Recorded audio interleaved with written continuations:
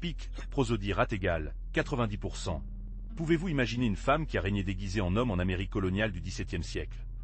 Découvrez l'incroyable mystère de Catalina de Erauso, une histoire épique qui vous laissera essouffler.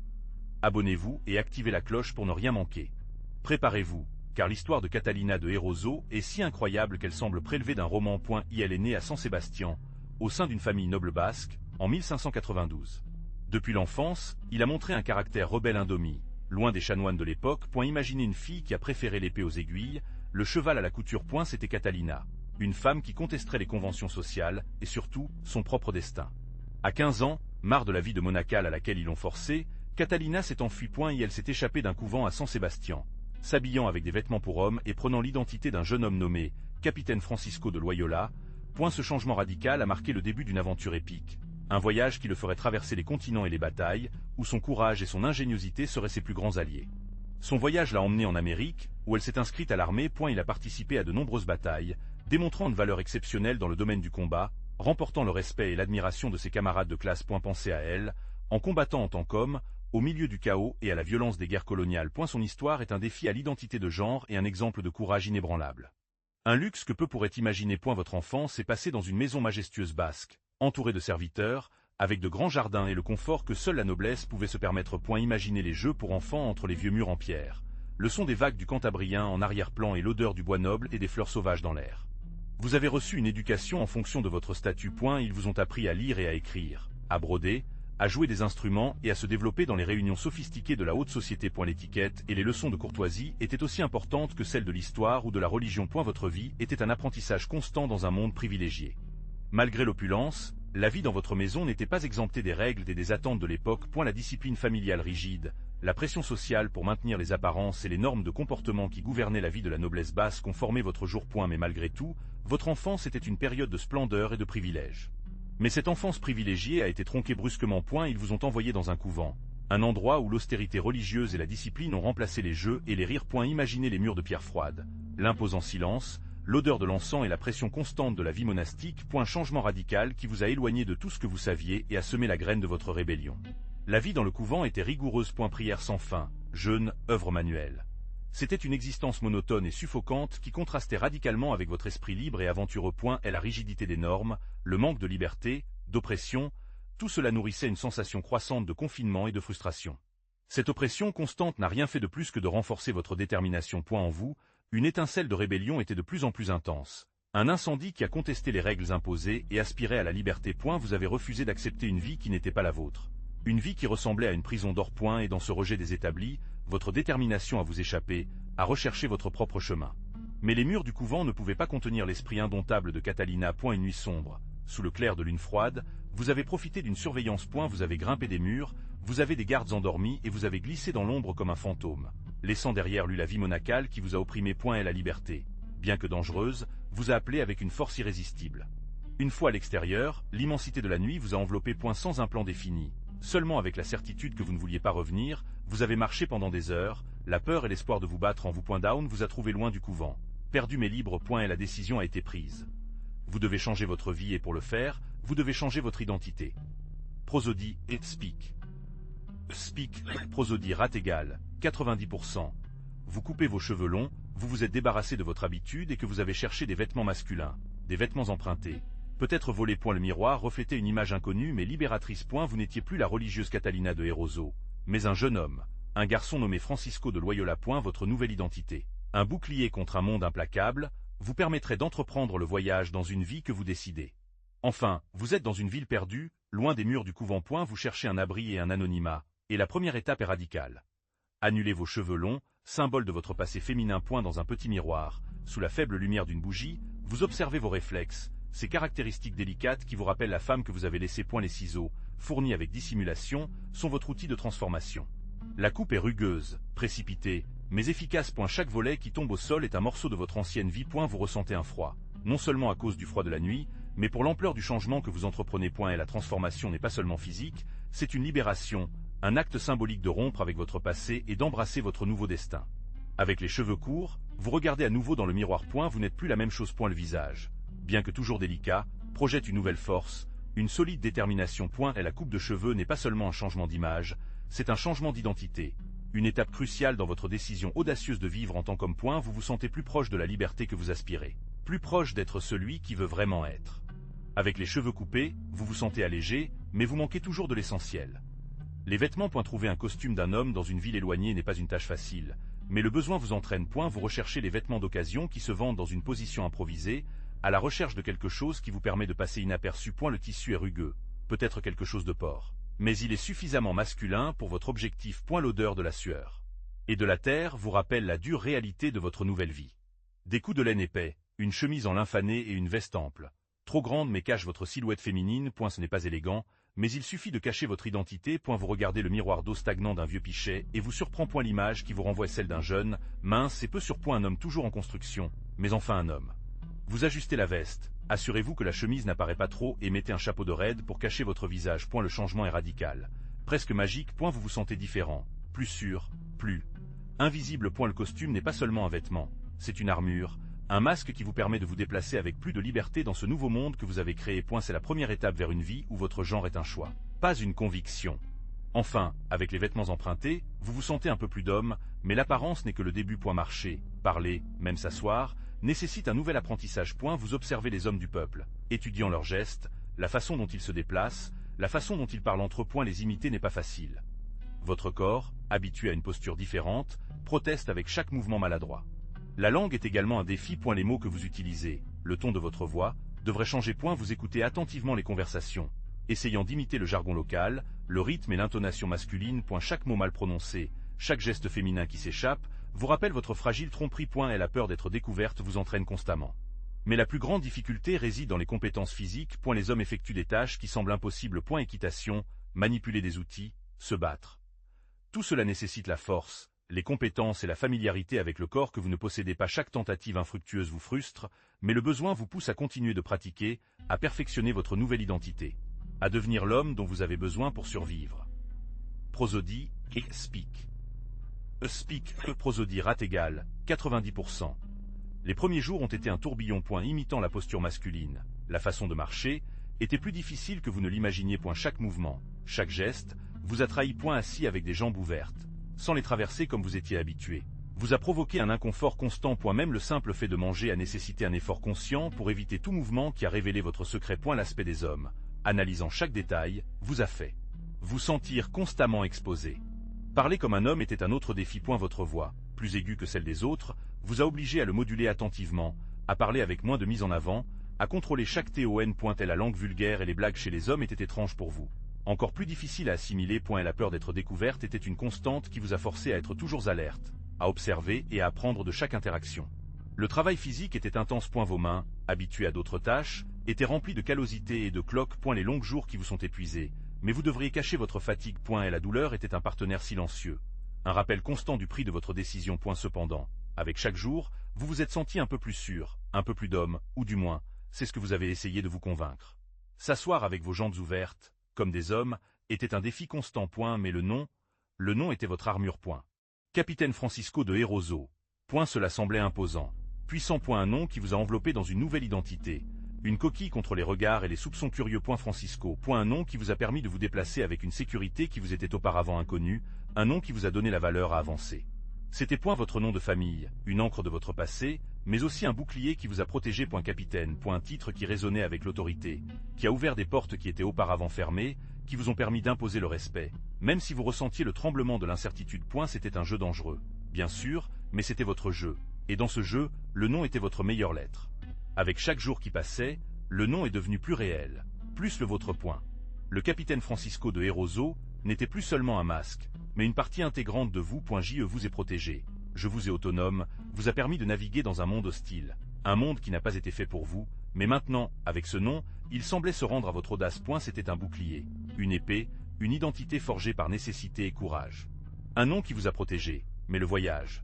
Le voyage était une autre bête. Vous avez entrepris un galion, un monstre en bois et des bougies, vers le nouveau monde. L'océan, immense et cruel, étendu à vous, une promesse et une menace pour des parties égales. L'odeur du sel, du vieux bois et de la peur imprégnée de chaque coin du navire. L'équilibrage constant, l'immensité de la mer, vous a rappelé votre fragilité, malgré votre nom.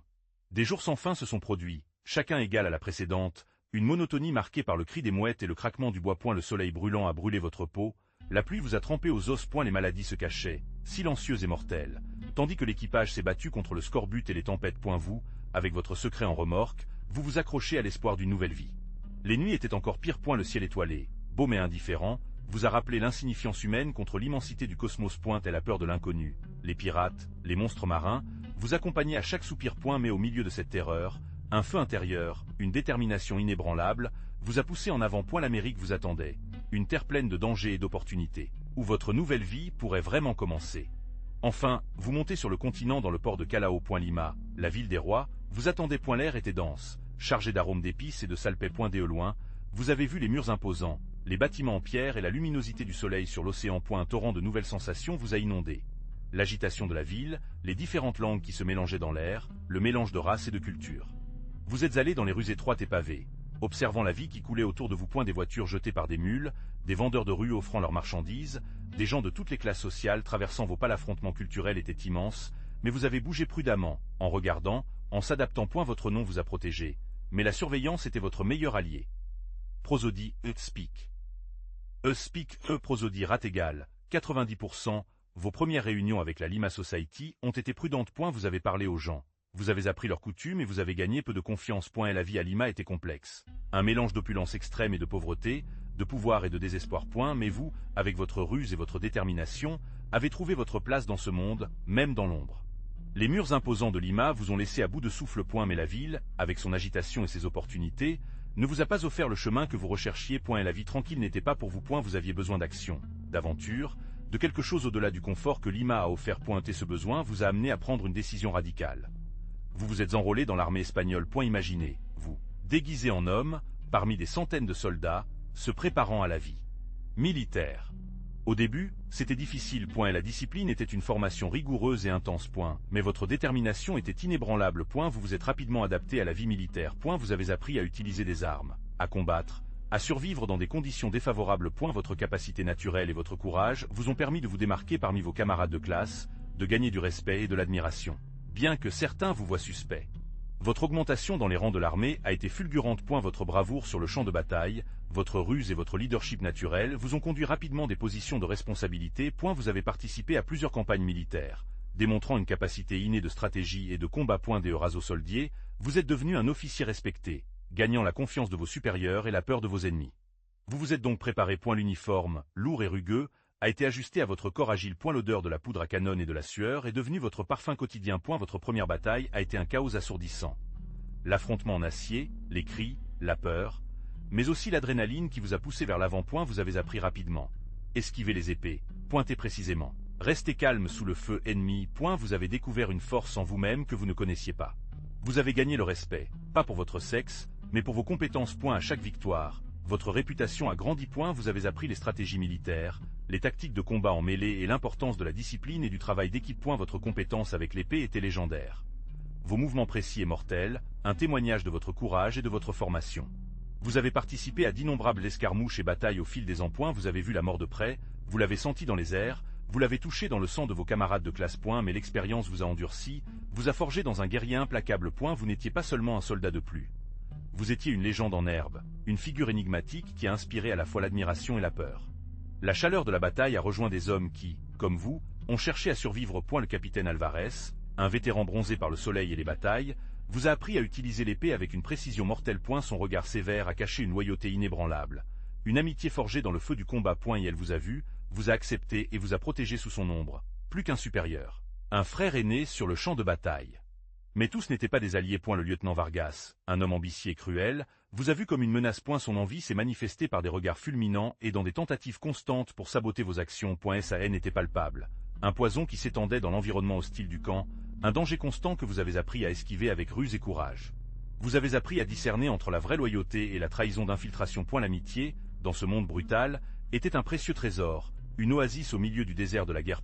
Mais vous avez également appris que l'inimitié, alimentée par l'ambition et l'envie, pourrait être aussi mortelle que n'importe quelle balle ou épée. Vous, avec votre capacité innée pour la stratégie et le combat, saviez comment naviguer dans les deux mers.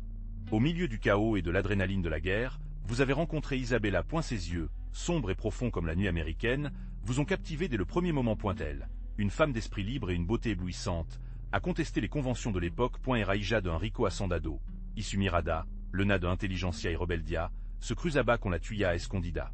Durant los breves momento de trega en el campamento. Et à prosodie, un speak.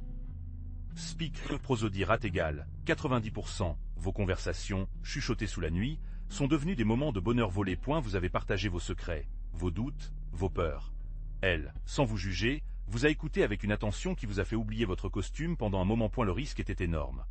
Si quelqu'un découvrait votre véritable identité, les deux paieraient un prix élevé. Mais l'amour qui a prospéré parmi vous était plus fort que toute peur. Les rencontres de braconnage sont devenues une nécessité, une dépendance. Vous avez volé des moments dans l'ombre, sous le look vigilant des étoiles. Chaque caresse, chaque look, était un risque calculé, un défi pour la société et les conventions. L'amour d'Isabella vous a donné de la force, vous a fait sentir vivant, malgré la menace constante d'être découverte. C'était un amour interdit, clandestin, dangereux mais intensément réel. Mais la romance avec Isabella, aussi passionnée que fugace, a apporté avec elle un nouveau danger effrayant. Chaque look, chaque touche, chaque mot partagé, était un pari risqué. Et la possibilité que quelqu'un ait découvert votre secret, qui s'est rendu compte qu'après l'apparence approximative d'un soldat, une femme était cachée, vous a poursuivi comme une ombre. Vous avez dormi avec un œil ouvert, toujours alerte, en attendant le moment où votre tromperie pourrait être révélée. La peur est devenue votre partenaire inséparable. Chaque fois que quelqu'un vous regardait trop, un frisson vous traversait. Le simple fait d'avoir à prétendre une voix sérieuse, une posture masculine, vous a épuisé physiquement et mentalement. Vous vous êtes constamment demandé si votre secret était sur le point d'être découvert, si quelqu'un avait remarqué une particularité dans votre comportement ou votre apparence. La menace constante d'exposition vous a obligé à vivre avec une tension permanente. Chaque conversation, chaque interaction sociale, est devenue un acte d'équilibre précaire. Vous devez contrôler vos mouvements, votre voix, vos gestes, pour éviter tout signal qui pourrait trahir votre véritable identité. Le masque que vous avez porté a commencé à peser de plus en plus, menaçant de se briser à tout moment. La possibilité que son secret soit révélé était une épée de Damoclès sur sa tête. Chaque jour était une performance, un jeu constant pour garder l'apparence. Vous deviez être prudent avec vos gestes, avec votre voix, avec chaque mot que vous avez prononcé. Un glissement, un moment de faiblesse, pourrait détruire tout ce que vous aviez construit. Et la masculinité que vous aviez adoptée n'était pas seulement une armure physique, mais aussi un masque soigneusement élaboré que vous devriez rester. Impolitique. Vous avez appris à contrôler votre corps, à marcher, à parler, à vous comporter comme un homme. Vous avez dominé l'art de la dissimulation, cachant vos émotions, vos peurs, vos doutes. Votre corps est devenu un instrument que vous devez manipuler avec précision, une marionnette entre vos mains. Chaque mouvement, chaque look, chaque geste, doit être cohérent avec l'identité que vous avez choisie.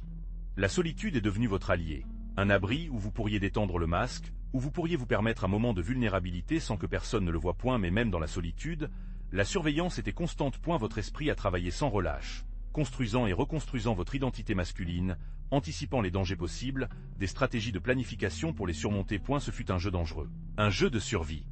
Votre vie était maintenant une routine implacable, glaciale tôt le matin, exercice intense sous le soleil brûlant et la menace constante de la discipline militaire. Chaque ordonnance doit être respectée à la lettre, chaque faute, punie sévèrement. Vous avez dormi dans un lit dur. Vous avez partagé un pot de nourriture rare et appris à valoriser le silence plutôt qu'à une conversation. La vie dans l'armée vous a appris l'importance de l'obéissance et le besoin d'autodiscipline.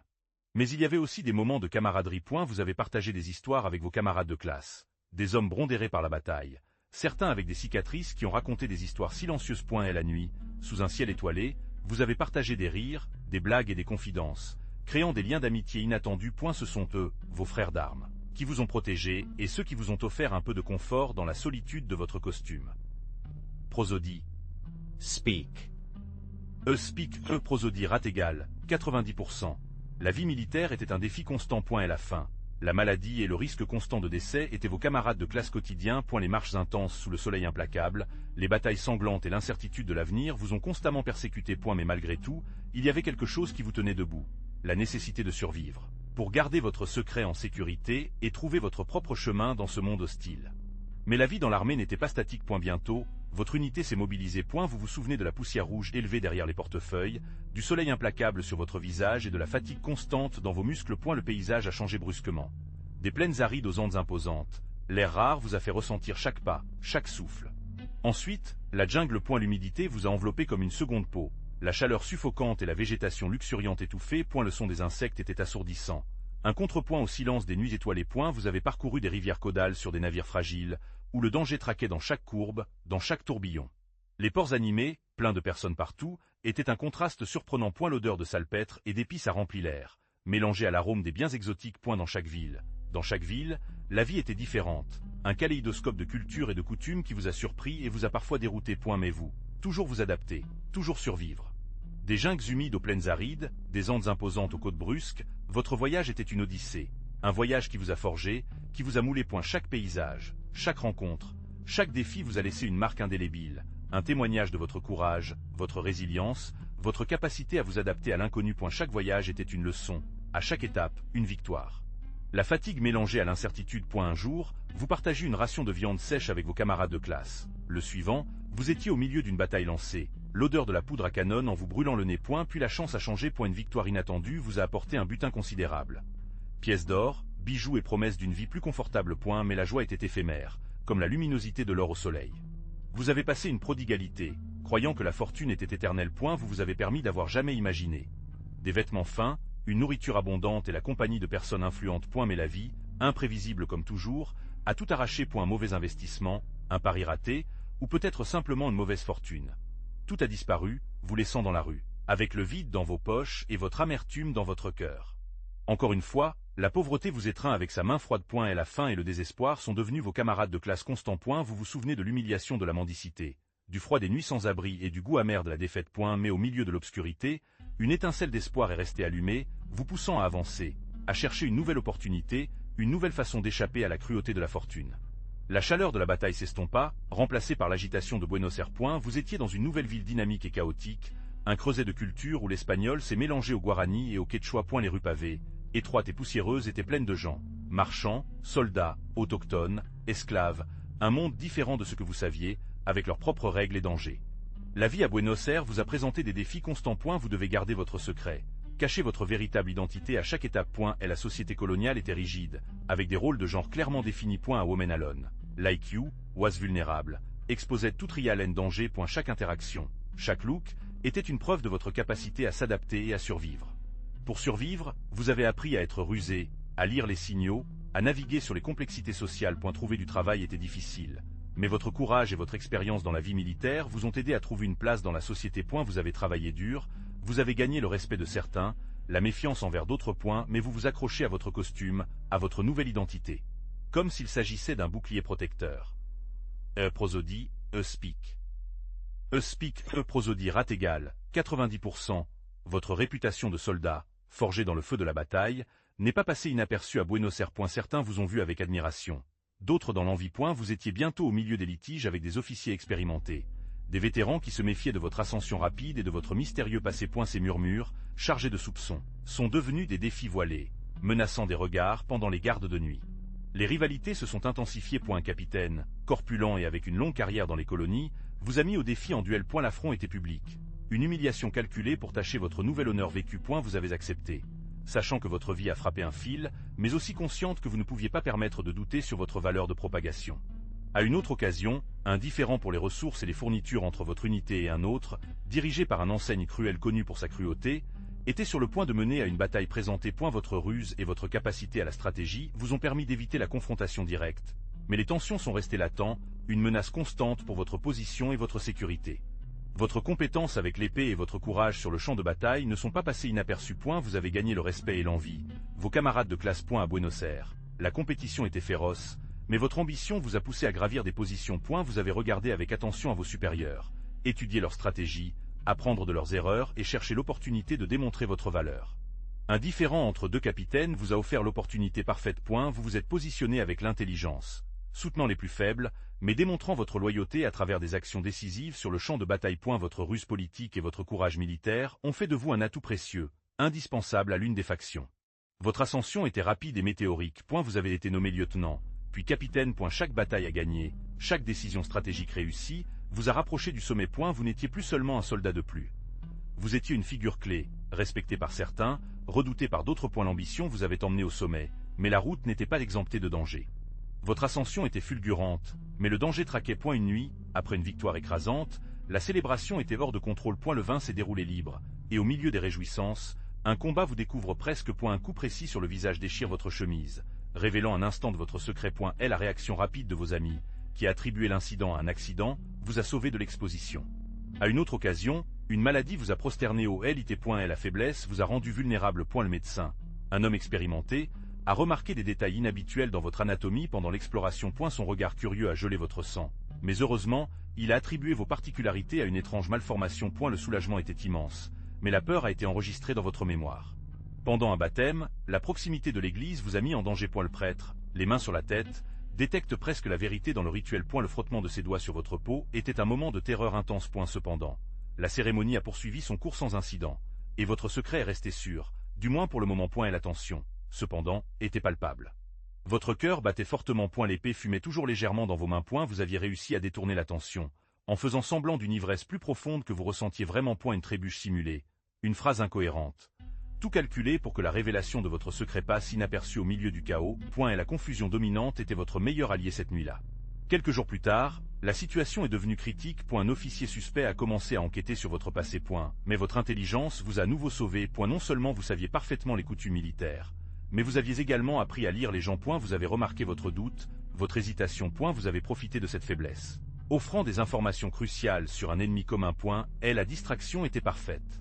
À une autre occasion, ils ont été injustement accusés d'un vol. Les preuves semblaient écrasantes, mais votre ingéniosité vive vous a permis de trouver un échec dans le témoignage des témoins. Avec une maîtrise inébranlable, vous avez manipulé les mots, révélant des contradictions et semé le doute dans l'esprit des juges. Votre capacité à observer les détails, à se souvenir de chaque geste et de chaque mot, était décisif. Ils vous ont déclaré innocent. Prosodie, un speak. Speak, prosodie rate égale 90%, vous avez intégré lentement la saveur métallique du sang encore présente dans votre bouche. Et la tromperie avait fonctionné, mais la tension était toujours là, palpable comme l'humidité de la nuit. Votre corps, épuisé, vous a demandé de reposer, mais votre esprit, tranchant comme un rasoir, a déjà planifié le mouvement suivant. Il n'y avait pas de temps pour la faiblesse. La survie dépendait de votre ruse et de votre forte volonté. Chaque cicatrice, chaque coup souffert, est devenu un pas de plus sur votre chemin. Vous n'avez pas autorisé le luxe de la douleur, vous l'avez ignoré, vous l'avez soumis à votre volonté inébranlable. Vous aviez appris à apprivoiser la peur, à en faire un outil, l'étincelle qui vous a fait avancer vers la liberté. Vous désespérez de désespoir. Cette force intérieure, cette détermination inébranlable, n'était pas quelque chose d'inné, mais un muscle que vous aviez forgé par la souffrance, l'adversité et la lutte constante. C'était une force invisible, un bouclier contre les doutes et les craintes qui vous cache. C'est la volonté de faire qui vous avait permis de survivre jusqu'à ce moment, et qui continuerait de vous guider vers un avenir incertain. Le crucifix froid contre votre peau, un confort éphémère. Et la foi, une fois un refuge, était maintenant comme un poids, une charge supplémentaire dans votre existence déjà épuisée. Dieu a-t-il pardonné vos transgressions? Avez-vous justifié votre survie, vos mensonges, votre vie volée? Le doute, un ver insidieux, est lentement de votre conscience, se nourrissant de l'ombre de vos actions. Vous vous souvenez des prières chuchotées en secret, les masses furtives tenaient cachées sous le manteau de la nuit. Mais étaient-ils authentiques? Ou juste un bouclier, une autre façon de vous cacher, de vous protéger du jugement des autres? La contradiction vous a submergé, la nécessité de croire, l'impossibilité de réconcilier votre foi avec la réalité de vos actions. Le poids de la culpabilité était tangible, une présence constante qui vous accompagnait à chaque étape, dans chaque décision. Pourriez-vous trouver une paix intérieure un jour? La foi, authentique ou fausse, pourrait-elle vous offrir le pardon que vous aspirez? La réponse a été perdue dans le labyrinthe de vos propres contradictions, aussi complexes que la vie que vous aviez choisie.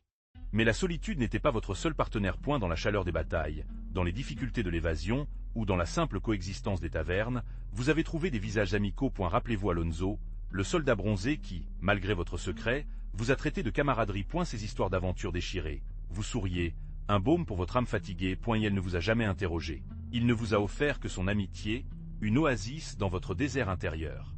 Et puis Iné était l'humble paysan qui vous a accueilli dans sa maison pendant votre convalescence après une blessure. Et sa bonté simple, sa générosité sans rien attendre en retour, vous émounez profondément. Elle vous a vu, pas le soldat, mais pour la personne qui a eu du mal à survivre, et vous a offert un refuge chaleureux où votre âme blessée pouvait se reposer.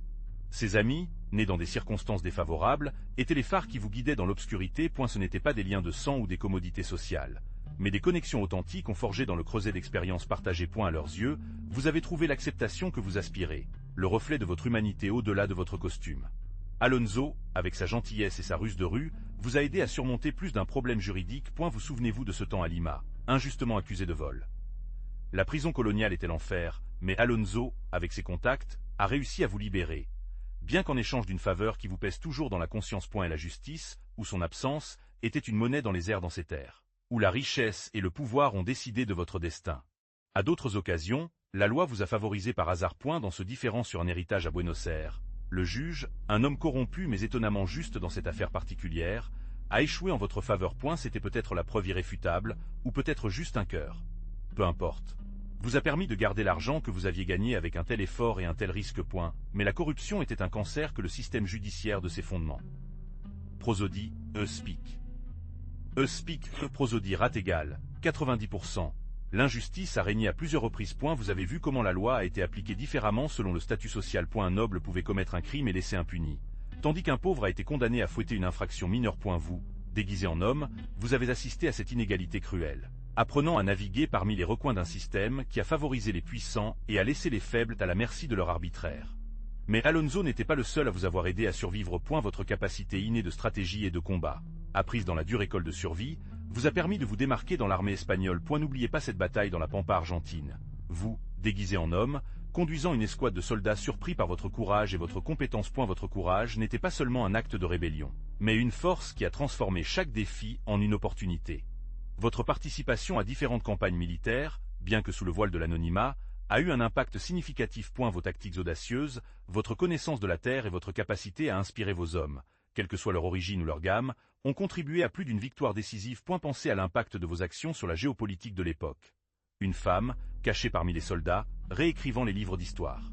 Bien que votre véritable identité soit restée secrète, votre héritage militaire est indéniable. Catalina de Erauso, la religieuse qui est devenue soldat, a laissé une marque indélébile sur l'histoire militaire de l'Amérique coloniale espagnole. Votre courage et votre capacité militaire ont contesté les conventions sociales et changé, même si c'est subtilement, la façon dont le rôle des femmes sur le champ de bataille a été perçu.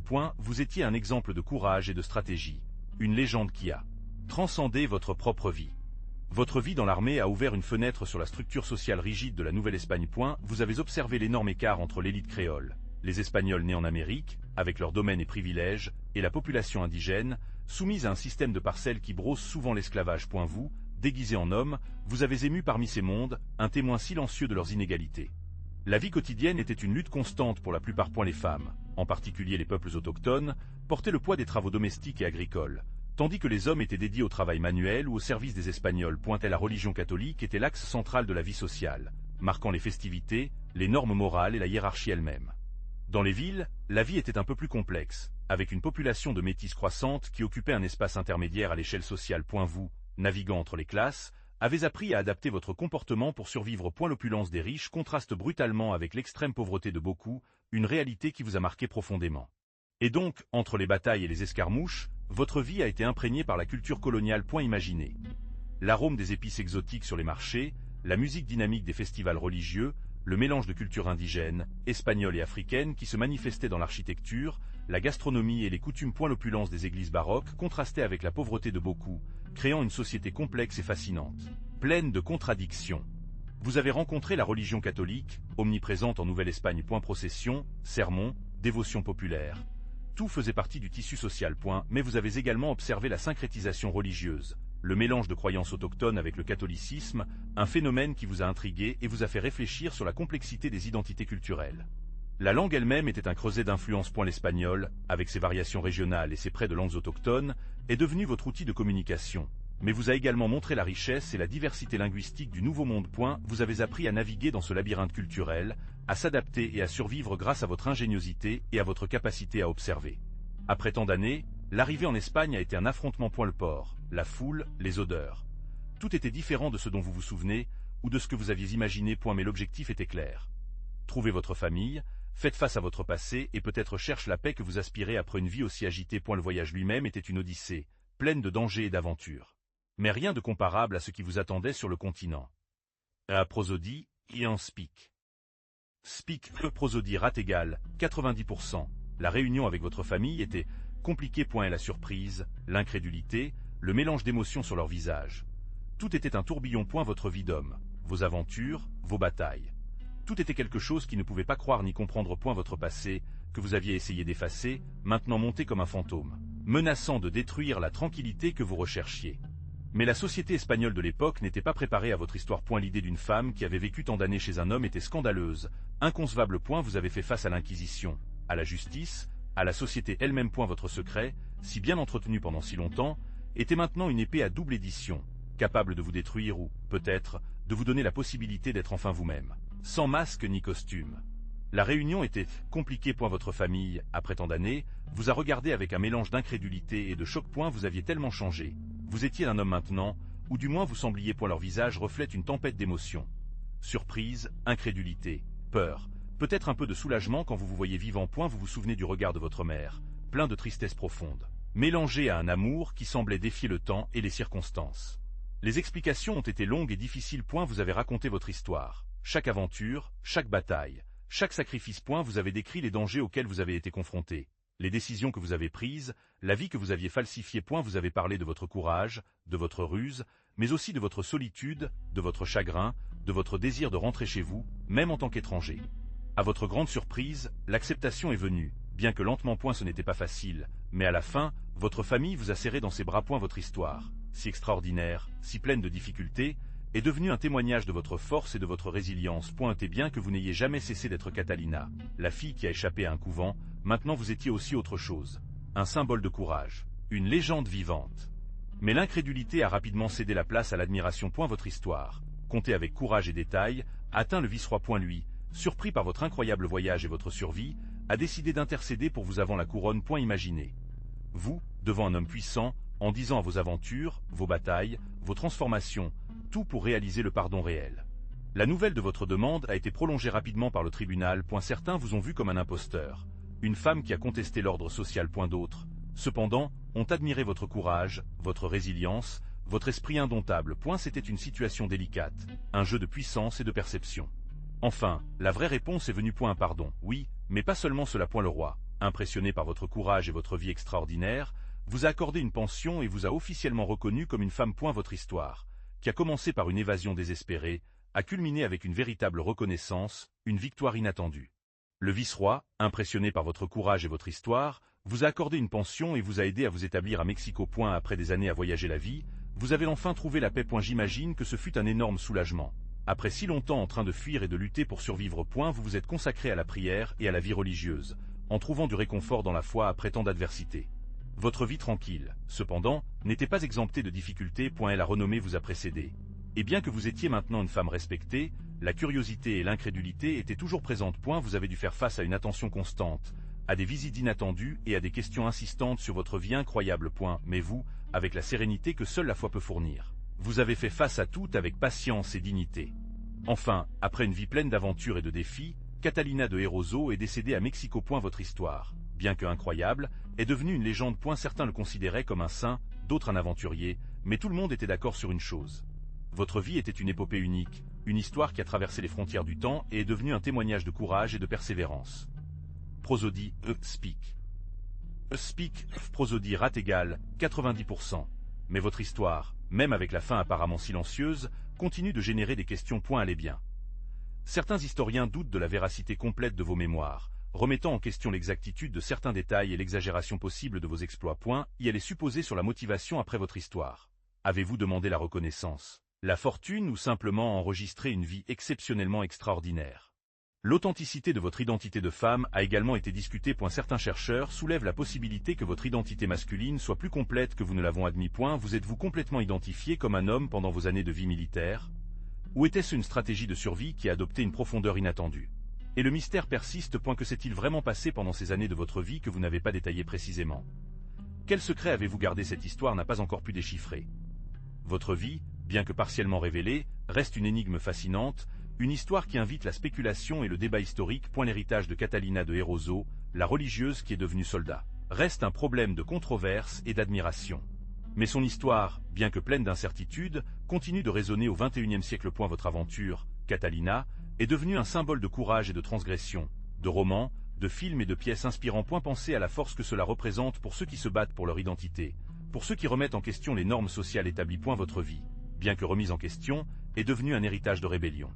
Votre histoire, bien que peut-être embellie dans ses détails, nous interrogeait pour réfléchir à la construction de l'identité de genre et à la raideur des normes sociales de l'époque. Que se passerait-il si quelqu'un comme vous apparaissait aujourd'hui? Votre histoire serait-elle si exceptionnelle ou simplement différente?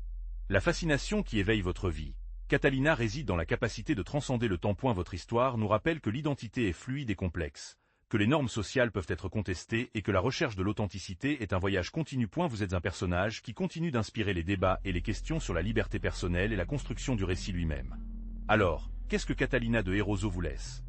Au-delà de l'aventure, cela vous laisse une profonde réflexion sur l'identité et la liberté. Elle, une femme qui a contesté les normes sociales les plus rigides de son temps, a choisi son propre chemin, un chemin qui l'a amené à visiter le monde, à combattre dans des batailles et à vivre une vie que la plupart ne pouvaient que rêver. Son courage, son audace, sa capacité à se réinventer constamment. C'est ce qui en fait un personnage si fascinant. Catalina a non seulement contesté les conventions de genre, mais a également contesté les attentes de sa classe sociale. Elle ne s'est pas contente du rôle que la société lui avait attribué. Et elle a brisé les barrières. Littéralement. Et elle a échappé à un couvent, déguisée en homme. S'est rendue en Amérique et est devenue un personnage important dans une société qui ne l'a pas accepté. Son histoire est un exemple de la façon dont une personne peut réécrire son propre récit, ce qui remet en question les structures de pouvoir qui essaient de la définir. Son héritage transcende les frontières du temps. Catalina de Erauso n'est pas seulement un caractère historique. C'est un symbole de rébellion, d'autodétermination et de capacité humaine à surmonter les adversités les plus extrêmes. Son histoire nous rappelle que nous avons le pouvoir de définir qui nous sommes. Quelles que soient les attentes sociales ou les limitations imposées par la société, vous pouvez également réécrire votre propre histoire. J'espère que vous avez apprécié Catalina de Erauso. Si vous l'avez aimé, donnez comme et abonnez-vous à des histoires plus fascinantes. Qu'avez-vous pensé de votre vie pleine d'aventures? Prosodie et un speak.